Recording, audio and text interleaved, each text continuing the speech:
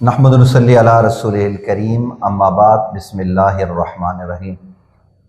مکرم ناظرین و سامعین، آج ایک انتہائی اہم اور اساس ترین موضوع کو لے کر آپ کی خدمت میں حاضر ہوں۔ وطن عزیز اسلامی جمہوریہ پاکستان کے حالات کسی سے ڈھکے چھپے نہیں ہیں، پوشیدہ نہیں ہیں۔ احتجاج کی کال تھی ایک سیاسی جماعت کی جانب سے، دوسری سیاسی جماعت کی حکومت ہے، بلکہ بہت ساری سیاسی جماعتوں کا اتحاد ہے وفاق میں۔ انہوں نے کہا کہ بھئی احتجاج نہ کیجئے، لیکن بہر صورت ایک صوبے کے وزیر اعلیٰ اپنے کارکنان کے ہمراہ یعنی پاکستان تحریک انصاف کے سیاسی ورکرز کے ساتھ وہ احتجاج کرنے کی غرض سے اسلام آباد کی جانب عازم سفر ہوئے۔ کچھ بیانات سننے کو ملے کہ بھئی نہ کیجئے احتجاج، بس کیجئے، بہرحال یہ ہوتا رہا۔ اور بعد ازاں اس احتجاج کے حوالے سے آپ نے یہ خبریں بھی سنی کہ اٹک پہ ان کو روکا گیا، آگے روکا گیا، بالآخر وہ اسلام آباد پہنچے اور ڈی چوک تک پہنچنے میں کامیاب ہوئے۔ لیکن پھر رات میں پولیس نے، رینجرز نے، ایف سی نے، دیگر قانون نافذ کرنے والے اداروں نے بھرپور طریقے سے ان کے خلاف کارروائی کی اور پورے اسلام آباد کو ان سے خالی کروا لیا گیا۔ اس میں اب ملک کے اندر ایک انتشار کی کیفیت ہے۔ کچھ لوگ یہ کہہ رہے ہیں کہ جی حکومت نے بہت اچھا کیا، احسن اقدام ہے۔ کچھ کہہ رہے ہیں جناب سیاسی جماعت نے جو ہے نا وہ غلطی کی۔ کچھ کہتے ہیں نہیں، سیاسی جماعت پی ٹی آئی نے بہت اچھا کیا اور حکومت نے جو ہے نا وہ غلطی کا ارتکاب کیا۔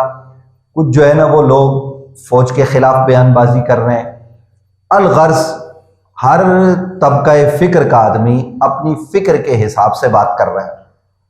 میں یہ سمجھتا ہوں کہ جو خبریں آئی، اور ظاہر ہے کہ ان خبروں کی تصدیق تحریک انصاف کے جو ذمہ داران ہیں انہوں نے بھی کی، اس لیے ان کی خبروں کی صداقت میں شک نہیں ہونا چاہیے کہ پی ٹی آئی کے جو سربراہ ہیں جناب عمران خان صاحب، انہوں نے یہ کہا کہ کسی جگہ پر یعنی پشاور موڑ غالباً یا سنجانی وغیرہ پر احتجاجی جلسہ کر لیا جائے، لیکن ان کی بات سنی نہیں گئی اور جو سینئر سیاسی لوگ ہیں ان کی بات پر بھی توجہ نہیں دی گئی، اور یہ قافلہ ڈی چوک آیا۔ اور اب طرح طرح کی باتیں سننے کو مل رہی ہیں۔ کچھ لوگ کہہ رہے ہیں جی سینکڑوں لوگ مار دیے گئے، دوسری طرف جو ہے نا وہ اسپتالوں سے یہ بیانات آ رہے ہیں کہ جناب کچھ زخمی آئے اور ان کو ہم نے جو ہے نا وہ ٹریٹمنٹ دینے کے بعد بھیج دیا۔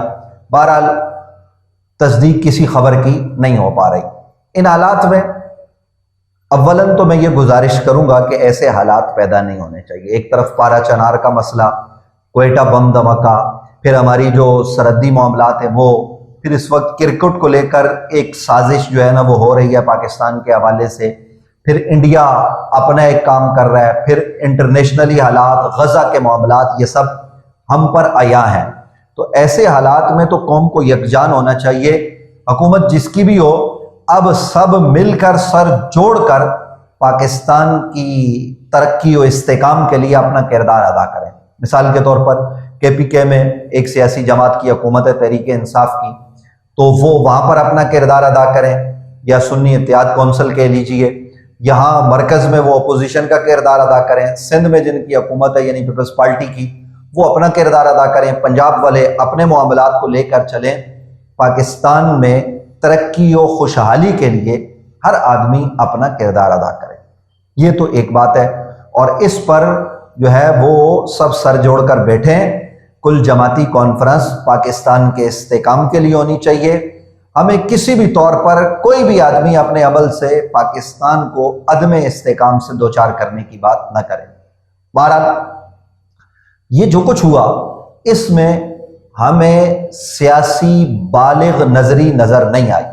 پاکستان تحریک انصاف سے جو ایک غلطی ہوئی وہ یہ کہ انہوں نے اپنی جو سیاسی باغ دوڑ ہے وہ ان لوگوں کے ہاتھ میں دی ہے جن کا سیاست میں الف اور بے کا بھی تجربہ نہیں ہے، یعنی مختلف وکلاء ہیں، بیرسٹر گوہر، اسی طریقے سے سلمان اکرم راجہ، اور پھر خود عمران خان صاحب کی جو اہلیہ محترمہ ہے، ان کا سیاست سے کوئی لینا دینا نہیں ہے، یعنی بنیادی طور پر یہ سیاسی میدان کے کھلاڑی نہیں ہیں۔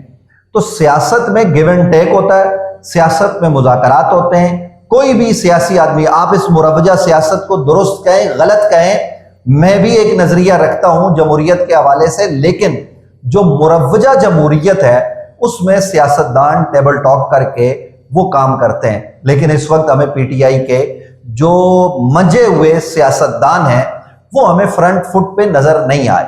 اور ظاہر ہے اس میں احتجاج میں پی ٹی آئی کی ورکر شریک تھے، عوامی شرکت نہ ہونے کے برابر تھی. تو ظاہر ہے احتجاج کوئی بھی ہو، وہ کسی بھی سیاسی جماعت کے ورکر اس احتجاج کو کامیاب نہیں کر سکتے جب تک کہ اس سیاسی جماعت کے ساتھ عوامی حمایت نہ ہو. اس کے لیے بہر صورت جو ہے نا وہ کوشش کرنی چاہیے. اور پھر جن کے خلاف احتجاج ہو رہا ہوتا ہے ان کو ہم جو ہے نا وہ کافر و مشرک بھی بنا دیتے ہیں، بعض دفعہ یزیدی بھی بنا دیتے ہیں، اپنے آپ کو حسینی. یاد رکھیے یہ بات میں عرض کرنے لگا ہوں کہ ساری سیاسی جماعتیں، سارا پاکستان مل کر بھی حضرت سید الشہداء امام حسین رضی اللہ عنہ علیہ السلام کی گرد راہ کے ایک ذرے کو نہیں پہنچ سکتے. چاہے جائے کہ ہم ان کی برابری کی بات کریں. پھر یزیدیت وہ کوئی اور چیز ہے. یزید پر جو ہم لعنت و ملامت کرتے ہیں، یزید براہ راست اولاد رسول کے مقابل آیا. یہاں سیاسی جماعتیں ہیں، کل تک ایک سیاسی جماعت فوج کو اچھا کہہ رہی تھی، آج برا کہہ رہی ہے. آج جو اچھا کہہ رہی ہے وہ کل برا کہہ رہی تھی. تو یہ ایک نظام ہے. میں یہ سمجھتا ہوں کہ ہمیں بالغ نظری کے ساتھ چیزوں کو دیکھنا چاہیے، ملک کے حالات کو بھی پیش نظر رکھنا چاہیے.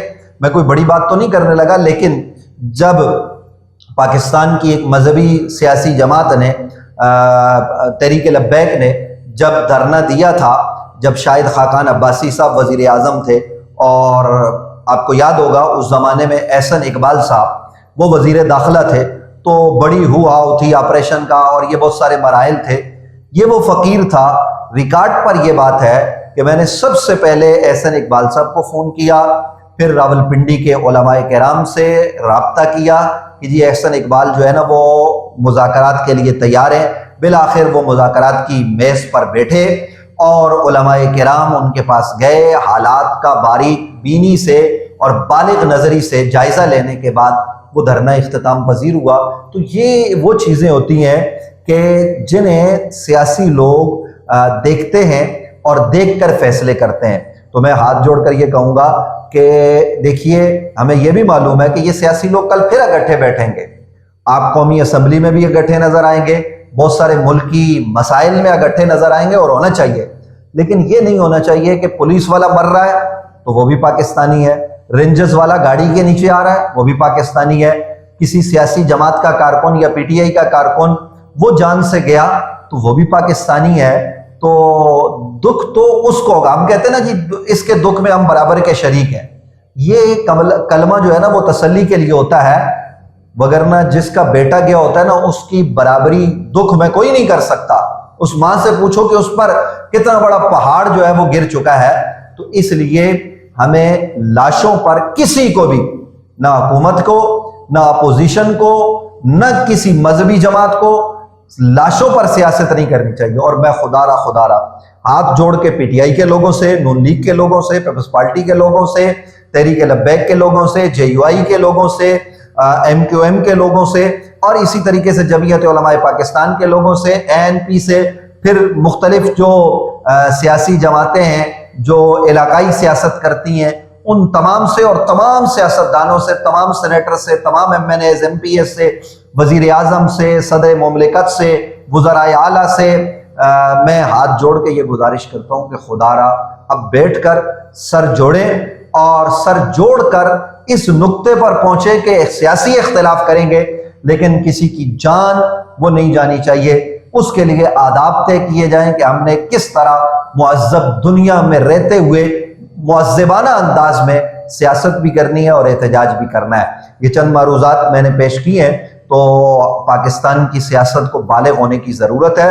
اگرچہ ہمارا جمہوری نظام اور سیاست کے حوالے سے اپنا ایک نظریہ ہے، لیکن ہم یہ کہتے ہیں کہ بھائی جو نظام چل رہا ہے وہ پاکستان کا ایک آئین ہے، وہ لولا لنگڑا صحیح، اس پر ہمیں بھی اعتراض ہو سکتا ہے، لیکن ایک ڈاکومنٹس ہے، اس کے حساب سے ہم نے بہرحال چلنا ہے، اسی کے حساب سے ہم نے ملک کو آگے بڑھانا ہے. تو اس کے لیے تعمیری سوچ کے ساتھ آگے بڑھنے کی ضرورت ہے۔ یہ چند گزارشات ہیں، امید ہے کہ کسی پر گراں نہیں گزریں گی اور ان چیزوں کو آپ پیش نظر رکھیں گے، اور خاص طور پر کرتا دھرتا لوگ، تاکہ آئندہ ہم اس طرح کے واقعات سے بچ سکیں۔